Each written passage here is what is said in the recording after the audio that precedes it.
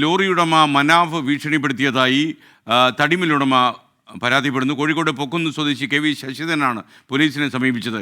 കള്ളക്കേസിലൂടെ തൻ്റെ മില്ല് തട്ടിയെടുക്കാൻ മനാഫ് ശ്രമിച്ചെന്നും കോടതിയെ സമീപിച്ചെന്നുമാണ് ശശിധരൻ്റെ പരാതി. കൊന്നുകളയുന്നുള്ള ഭീഷണി എടുത്തിട്ടുണ്ട്. അത് അച്ഛനെയും മകനെയും കൊന്നുകളയും. എൻ്റെ ഭാര്യ ഉണ്ടേനും മില്ലിൽ ഭാര്യനോട് കഴിച്ചുകൂട്ടി പറഞ്ഞ് ഭർത്താവിനെയും മകനെയും നിങ്ങൾ അധികം കാണില്ലിട്ടോ എന്ന് പറഞ്ഞ് ഞാൻ കൊന്നുകളയും പറഞ്ഞേക്കണം. എന്നിട്ടാണ് ഞങ്ങൾ കസബ സ്റ്റേഷനിൽ പെറ്റീഷൻ കൊടുത്തത്.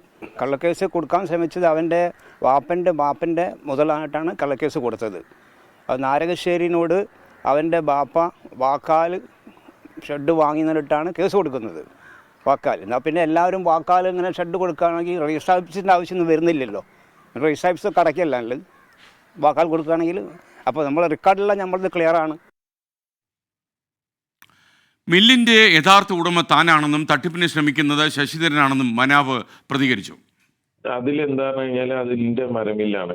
അത് കേസ് കൊടുത്ത് ഞാൻ കേസ് വിജയിച്ച് നിൽക്കുകയാണ്.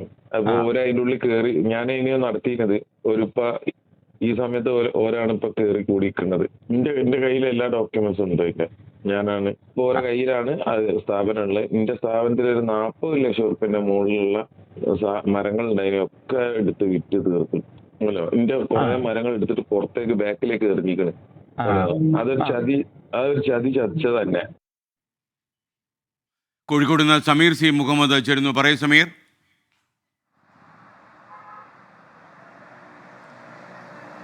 Good morning SKN. Kozhikode Pokkunnu സ്വദേശിയായിട്ടുള്ള കെ വി ശശിധരനാണ് ഈ പരാതിക്കാരൻ. അദ്ദേഹത്തിൻ്റെ പേരിൽ 1999 മുതൽ പ്രവർത്തിച്ചു വരുന്നതാണ് കല്ലായി പുഴയോട് ചേർന്നിട്ടുള്ള 2.5 കോടിയോളം വരുന്ന ഭൂമിയും അതുപോലെ തന്നെ അതിനോട് ചേർന്നുള്ള ഈ മരമില്ലും.